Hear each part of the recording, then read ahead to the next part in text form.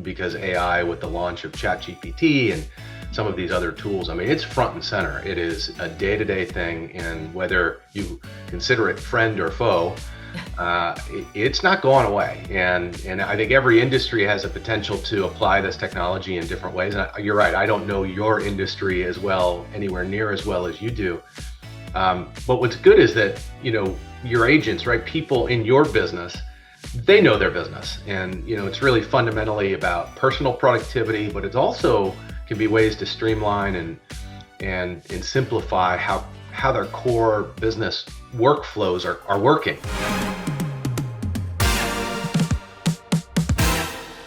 There's a lot of buzz around AI right now, and my guest today is right in the middle of it. Jim Olson is the CEO of Lantern, a company that helps all types of organizations integrate AI into their business. Full disclosure, he also happens to be my big brother. And whenever we get together, we nerd out about all things AI. In this episode, we'll dig into how agents should be thinking about AI, ways to use it more effectively, and how to stay relevant as the technology keeps evolving. Be sure to stick around for Rapid Fire, where you just might learn some things about me that only family would know.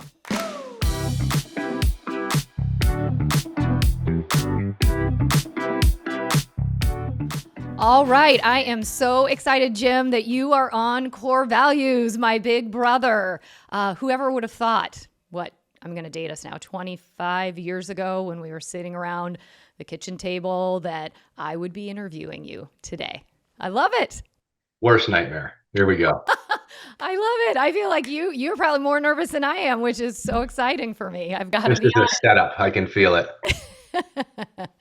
All right, well, let's get into it. I want to start off with talking about your background, because a lot of the people who are listening in today, while I know you dearly, don't know you. This is their first opportunity to meet Jim Olson. So before we dive into all things AI, for our listeners out there, they want to hear a little bit about your journey. What led you to where you are today as CEO of Lantern?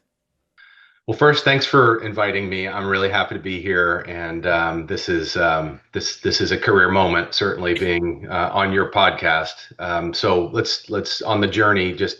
It's a long journey. I'm older than she is, everybody, so it's a very long journey. But I'll just start with where I am now. So I'm the CEO of a company called Lantern. So the privilege of leading a team of consultants that are out, helping clients modernize their technology. And we're right smack in the middle of this AI extravaganza that's going on right now that everybody's excited about, moderately worried about, or otherwise. And so, but it started in the Bay Area. I grew up right next to Amy in the San Francisco Bay Area, and went through college and took my first job and got involved in technology right away.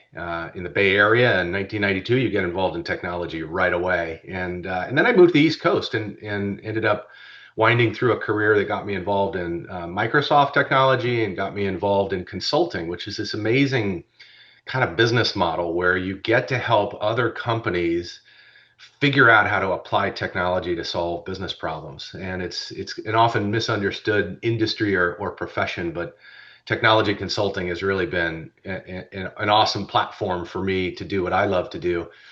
On the personal front, I moved to the East Coast. I met a girl. I have a mortgage and 3 kids on Long Island. Those 3 kids call you Auntie Amy, and I'm blessed by having a lot of love on the New York side of the house, and then also love to get back to the Bay Area to visit home as well. So so much about my journey, but for everyone else, that's a little bit about how I've gotten to where I am today.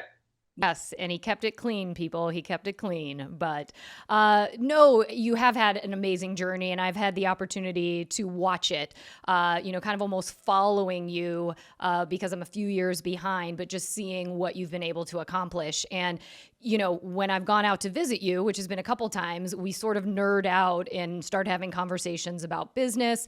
I help you learn a little bit more about the world of real estate, and you've always helped me figure out what this tech thing is, what I should be paying attention to in my role. And, as you've moved into this exciting role as CEO of Lantern, where you're focusing on AI and, helping companies and organizations figure out what that looks like for themselves, for their employees, for the clients they're servicing, saying, we've always had healthy banter in your backyard. And I've loved it because even just the little nuggets you've given me have allowed me to start thinking about AI in my own personal workspace and with all of our agents a little bit differently. So, I know you work with organizations of all sizes and not necessarily even real estate. In fact, I think, I've had to kind of fill you in on the real estate perspective of things. You're integrating AI into their businesses. As agents, we're looking at AI on kind of a much smaller scale. Each agent runs their own business, and they either are working as individuals or maybe they have teams. But I wanted your perspective as people who are starting to dabble in AI and figuring out, how do I use this in my day-to-day business? How should our agents be thinking about it? What are some of the perspectives you can give for our people out there? Yeah, I mean, it's absolutely a distributed and widely accessible technology at this point, and I think that's what's brought so many people into this technology conversation, because AI, with the launch of ChatGPT and some of these other tools, I mean, it's front and center. It is a day-to-day thing, and whether you consider it friend or foe, it's not going away. And I think every industry has a potential to apply this technology in different ways. And you're right, I don't know your industry as well, anywhere near as well as you do. But what's good is that, your agents, right, people in your business, they know their business. And, it's really fundamentally about personal productivity, but it also can be ways to streamline and simplify how their core business workflows are working. We call these things use cases in our business. Like, what are the use cases?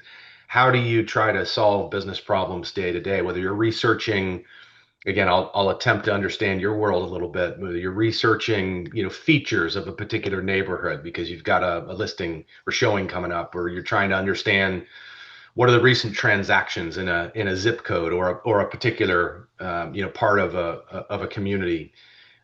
A big one is preparing marketing collateral, for showings. Like, these are things that, AI can really make a big impact, I think, in terms of your ability to get, up to speed on a particular community, or getting ready for a listing. And these are really core business things. AI shouldn't be something else that you're doing. AI, and the way you apply it in everyday work life, should be helping you accelerate and be more productive in the core business use cases that you're otherwise doing. And I think it's just what makes it hard is it's about taking this new technology and having it modify the way that you've been doing your business for years and years. But these business workflows, they can be enhanced with AI. And importantly, your productivity can be accelerated with AI. And there's lots of ways to talk about how to do that. Yeah, and I'm kind of curious, are there any tools or things that you're seeing? I think you understand enough of what, some of these individuals are trying to do as agents to be, as you said, more productive. I will say ChatGPT is my friend, not my foe. At first I was, deciding, do I really need to use it? And now I'm just finding little ways where it helps me move things through faster, as simple as an email that I've drafted, and it helps me make sure that what I send is exactly what I need. To your point, a lot of our agents are using it for listing descriptions, right? When they're selling a house, they'll make sure that the listing sounds great and they can put it through ChatGPT. I think some people might say AI is ChatGPT, but I know that there are other tools. And so I'm just kind of curious from your perspective, as people are getting more AI curious of other ways. I just used or tried a tool called Gamma, I think it is, because I was trying to take a PowerPoint presentation and basically make it look a whole lot better. And it blew me away. It didn't get it perfect, but it took me 85% of the way there. So what are some tools that you're seeing, right now that people are using to become more productive beyond ChatGPT?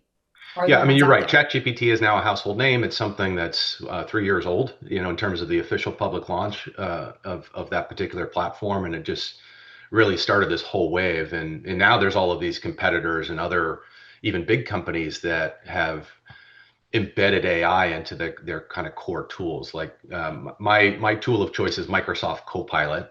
Mhm. which has got the same, chatbot features and capabilities. Maybe you would recognize the rainbow icon that is maybe on your browser, or if you use Microsoft Office tools, that rainbow Copilot icon is everywhere.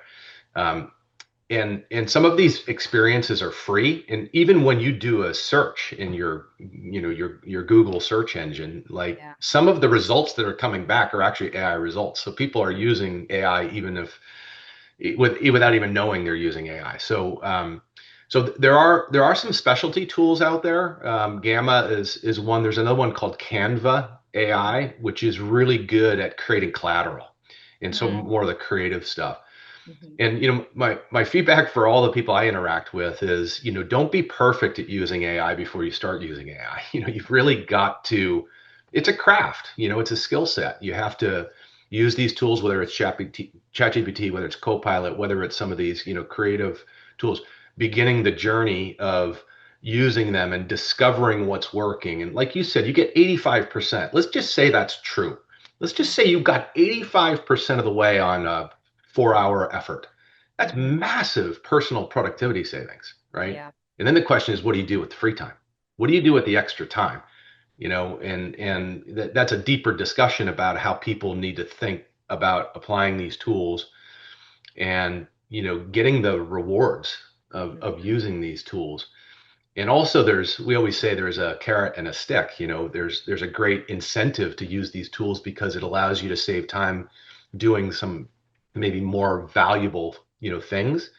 Mhm. But what are your competitors doing, right? Mhm. If you're not doing it and everybody else is, now you're falling Right. behind. So whether you're a leader or you're a laggard, you're one or the other probably, right? And so I think we're sort of past the point where using AI for at a minimum personal productivity is kind of optional, because Mhm. you probably fall behind, and that's not an agent thing or a real estate thing. That's an every business user in every industry thing. Yeah. Yeah. I mean, and we are talking a lot about it. I mean, AI is just, it's the big buzzword at the water cooler. Thad, our co CEO, is really big into, I mean, he's talked to all of us about how do you use it, to your point, to be more efficient and to be able to, get your productivity up or be able to spend time on things that are much more valuable and that need your brain input differently than some of the other things that you're spending time on. And so I think we are kind of going through this evolution as a company. I think agents are doing it. And I think one of the things that I loved when I was out visiting you probably about a month and a half ago, and it was an aha for me. We were talking about it, because a lot of people are using AI and I use it. I use ChatGPT to draft stuff. And, sometimes I would get things back, and I know a lot of people do. And now we kind of laugh because sometimes you can say, they totally put that into ChatGPT and sent that email. And, yes, it creates efficiency, but you don't want it to remove authenticity of who you are and what your voice is. And so what I loved is you talked about ways to make AI work for you, and it isn't, Amy, what you said to me, what the output is. It is more about your input. So I want you to talk about that and share a little bit more of what you said to me, because for me, it changed everything. It's now how I'm focusing on what I'm giving to it so I get what I want. Yeah, I mean, they call this whole thing prompting, right? This word prompting has been pretty widespread now, and it's classic garbage in, garbage out. If you're prompting with a generic question, you're going to get an open-ended response that isn't particularly differentiated, Mm-hmm. or maybe getting you to the right place. And a lot of people throw in the towel at that point, but I think it's the precision and the quality and the specificity of the prompt that's going to lead to a much more refined, response or answer. And the other thing is, these things aren't one and done. You kind of have to understand how memory works with these chatbots. They don't have long-term memory. They don't remember maybe what you prompted, 2 years ago. Um, but they do remember the context of that prompting window, that session. And so instead of doing the one and done prompt, and it's okay if you have an imperfect prompt to start. You don't Mm-hmm. have to have spend all weekend thinking about the magic prompt that's going to win the day. Just begin a kind of conversation, and you can add additional layers to that conversation throughout that chatbot session. And you can, for example, add additional context to it. You can ask you can ask the AI to do it again, like Yes. redo it. I didn't like your response, and let me tell you why I didn't like it. Yes. That sort of conversation, if you will, is where all that context comes from, and it has memory, short-term memory within the context of that session to Mhm. understand what how you started the conversation and the additional things that you're adding to it, whether it be challenges, whether it be an additional clarifying prompt, whether it be data. You can actually say, okay, I want you to respond now to the question or the prompt that I put forward, but I want you to do it while also taking into consideration this file or this other listing that I found, or this spreadsheet that has MLS data in it. I don't know, your industry better than me, but think of it as a mini conversation with someone who's like an accessible researcher who's sitting right next to you, and you're just feeding it additional things within the context of that session, because you don't have to get it right at first, but over the course of time, if you're prompting and layering with additional prompts, you're going to get some fairly incredible output that is either going to deliver insights to you, it's going to deliver potentially content that you're using, whether it be email content or presentation content. It'll in one form or another likely change what you're going to do next in your business workflow. Yeah. Hmm.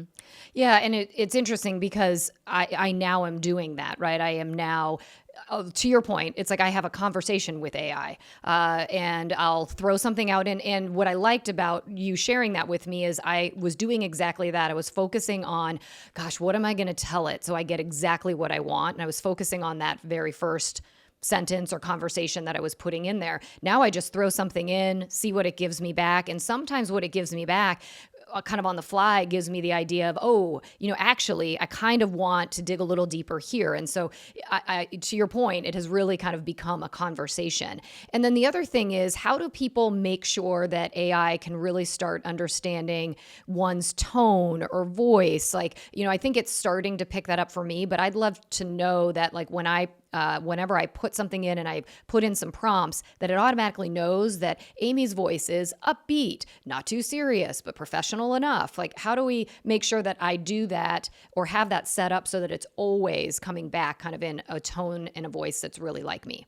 Well, there's lots of free versions of AI, like ChatGPT has a free version. Microsoft Chat or Copilot Chat from Microsoft is free, and they kind of have like prompt limits. And so for people who are becoming more active, you sort of reach a threshold where you have to pay a monthly fee. I think ChatGPT is $20 per user per month or something like that. And that's where you can get into kind of in a paid version of AI, you can get more long-term memory, Mm-hmm. and you can give it access to a wider set of data that you're comfortable giving it access to, that can kind of understand tone, can understand the voice of.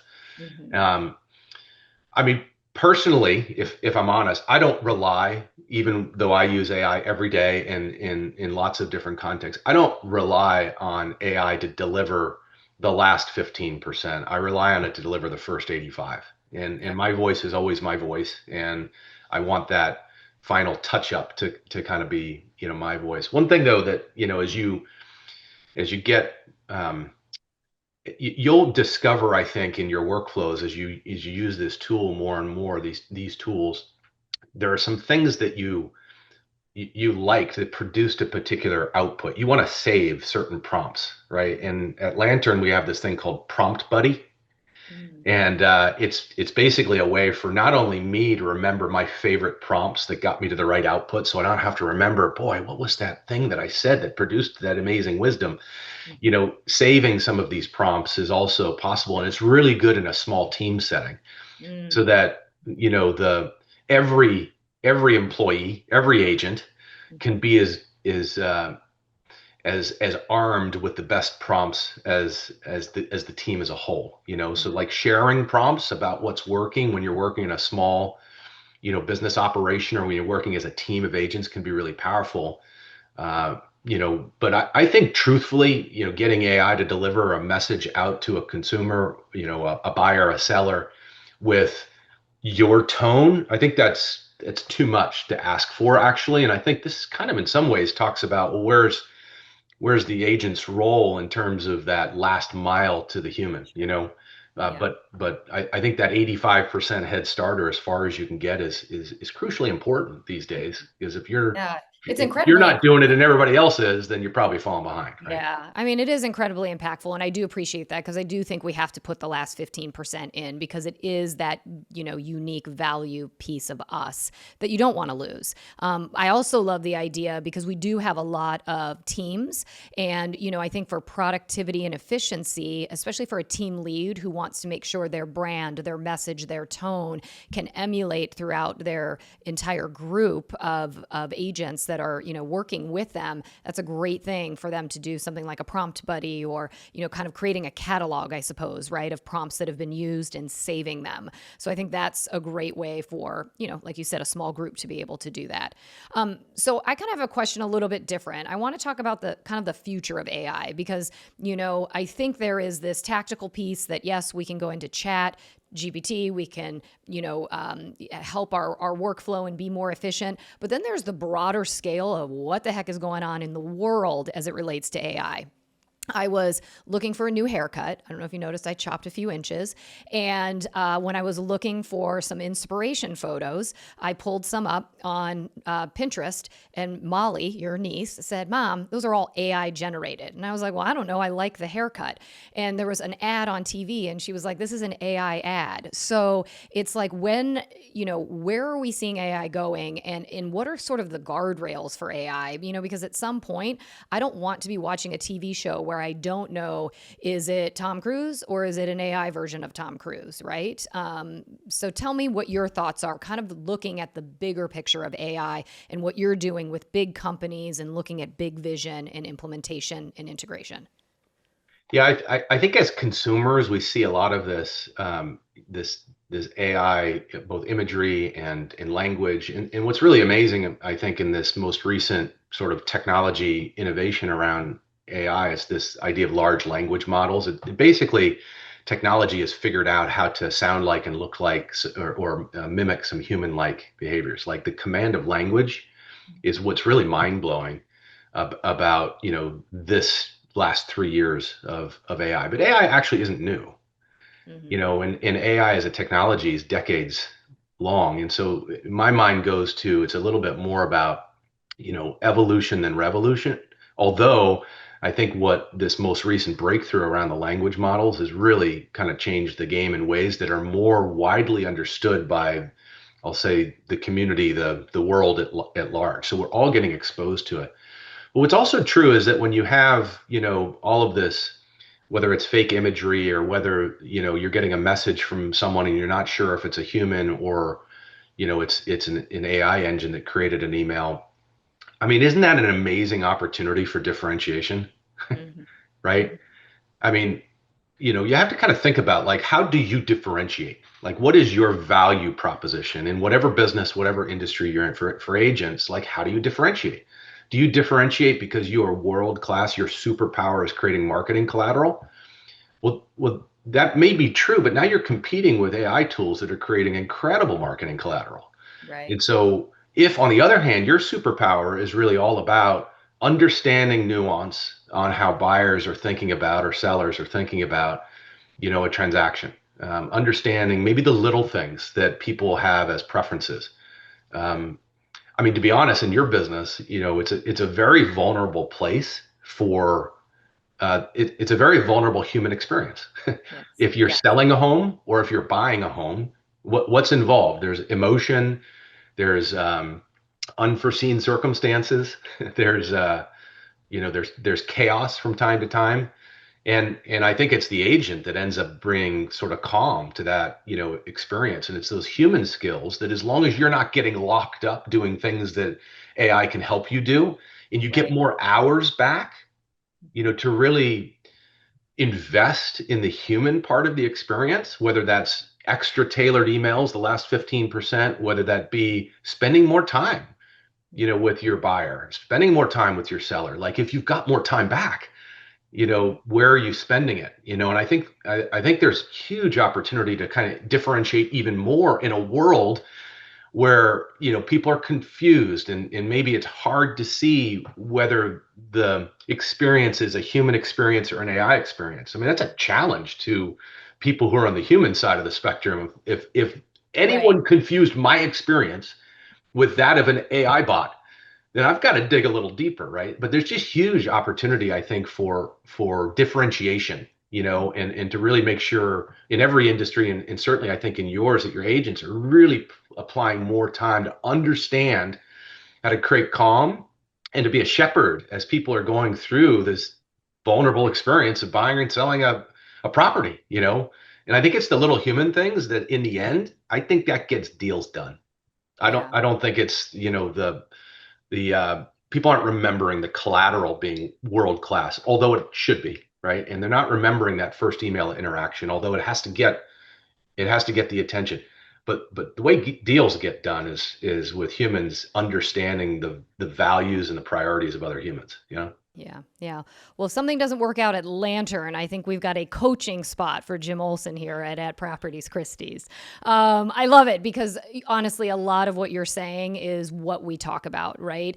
And I think one of our biggest core values as a company is relationship. And we feel like this is a relationship driven business, and it is person to person, it's human contact. And to me, you're right on. That is the it factor. That is how you differentiate. And I love it because you did hit right on for not knowing our industry probably as intimately as, others out there who are working in it every day. It is about the nuances. It is really emotional. It is anticipating what's going to happen next and being able to buffer a client from it so that it isn't as big of an impact to them because you sort of know how to manage it through. So, I love this idea. So I guess what you're really saying though, in a nutshell is, AI isn't going anywhere. It's actually been here for a long time, and to really embrace it because it's going to continue to grow and integrate. And I think, should we be worried about anything, or and you're on the side of looking at big picture,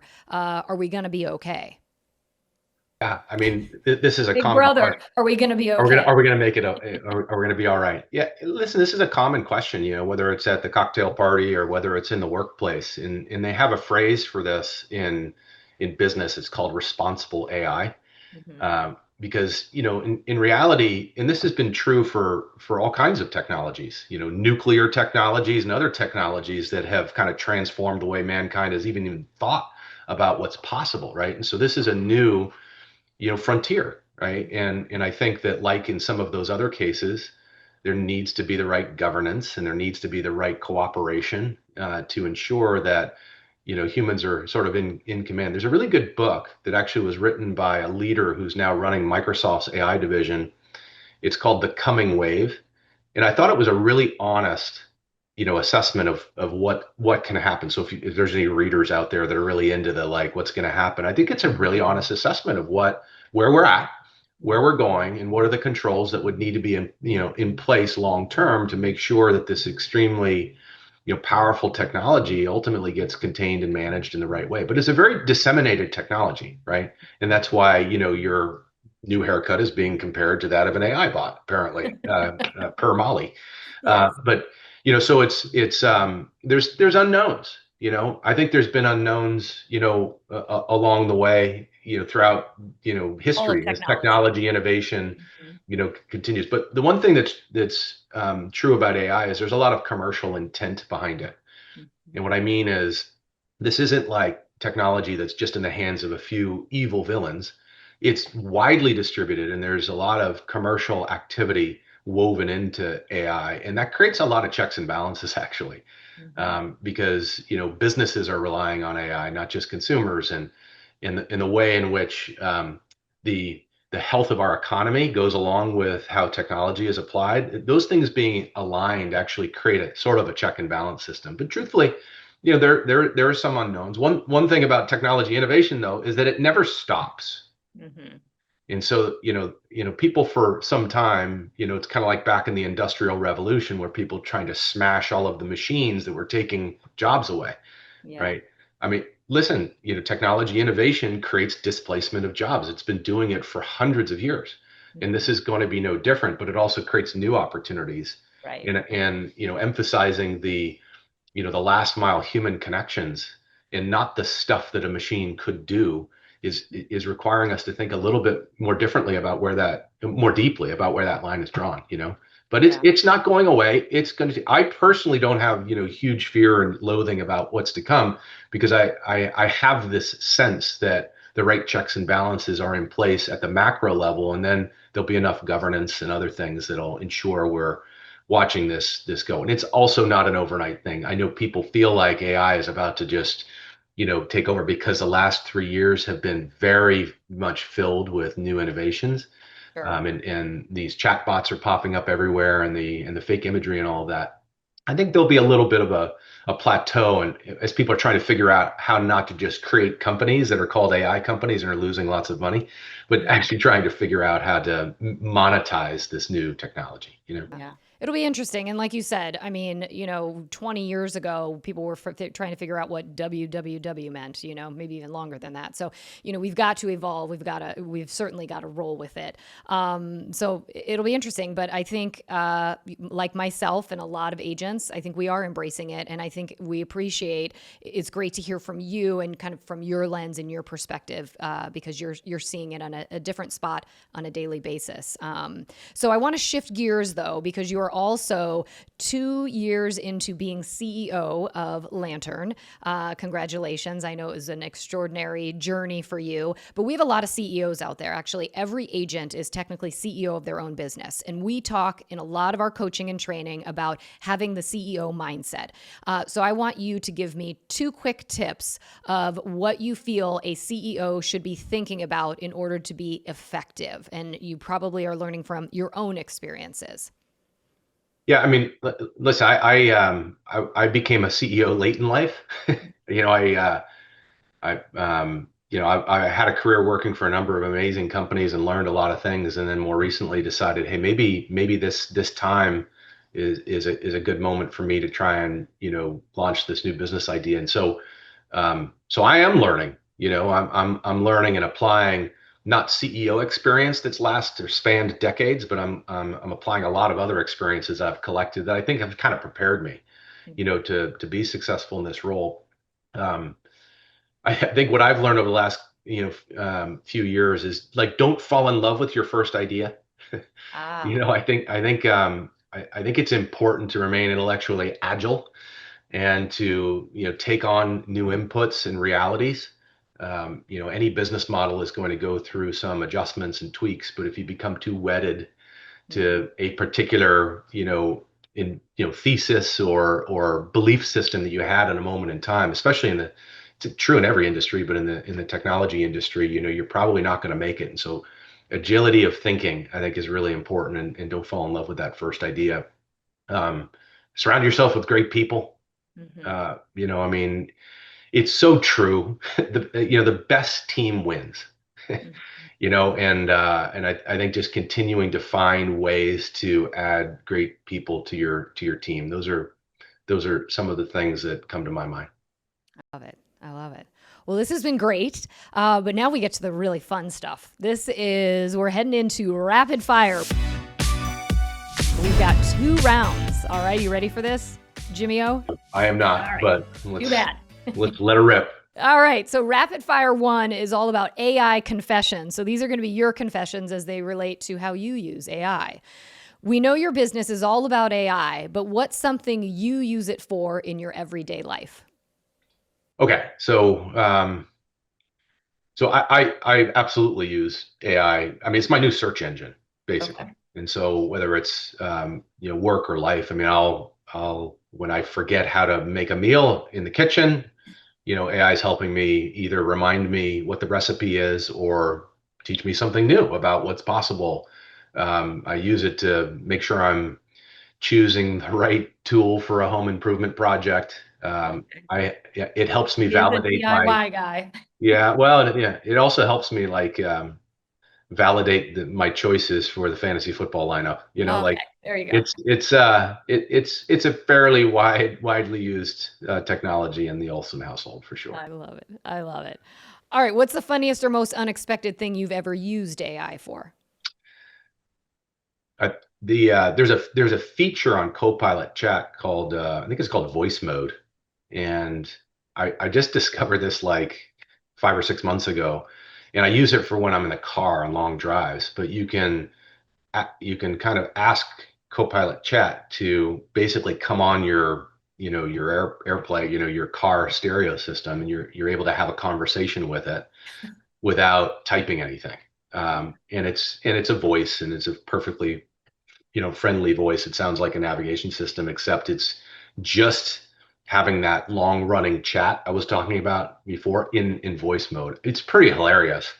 And if Yeah. you have anybody in the car while you're having this chat, it's especially funny. But it's a good way to actually explore things that are on your mind, test ideas, Yeah. um, find out little things about where you're going when you get to the destination. So voice mode on Copilot Chat is my Always. new friend. Yeah. All right. Well, when I'm heading into Chicago in traffic, that's going to be my new go-to. If I peeked at your AI chat history, what's one thing that might surprise the people who know you? You said I'm a DIY guy. I am. I like being outdoors. And so I like being in my yard, in my garden, and probably what I use AI for is actually just understanding what's growing in my backyard. Yeah. And there's tools where you can kind of take a clipping of a leaf or a flower, but I also use it to kind of test some what I need to pull out and what I need to put in. So if I want to feature, tree or Mhm. shrub or something that flowers at the right time, I'm using AI a lot for that when I'm on the weekends in the backyard. So I love it. I need you coming to my house because I'm usually, if I'm taking a picture of anything, it's a dead tree in the corner that usually has to be removed. And then I'm like, what won't die that I can replace it with? All right. So now, rapid fire round two is called Core Truths. And this is where you're going to maybe flip the script a little bit on things and have everybody learn a little something about Amy Corr and what she was like growing up. So, you ready for this? are you ready for this? I don't know. I don't know if I am. All right. So, why don't you tell everybody out there what your favorite nickname for me was growing up? Listen, I there are too many nicknames to remember over the years for you, including some I don't dare say on your podcast. Uh, but I think I remember, and I liked the pigtails and braces era for Amy. And so, we were the Brady Bunch family, so I liked calling you Cindy Brady because we had the three boys and the three girls, and you were the last girl, Cindy. So that's one of the cleaner nicknames I think I can share on Amy TV. Yes, yes. All right. You got to weigh easy on that one. All right. So, between the two of us, who got in more trouble as a kid, you or me? I think I got you beat there. Okay. We are truthfully we were both pretty good kids, and I think we were, especially compared to the other four renegade siblings that were real troublemakers. So I'm clearly you and I were the golden children of the six. Good. Yeah. Yes, yes. I love it. Who's more competitive? You are more competitive.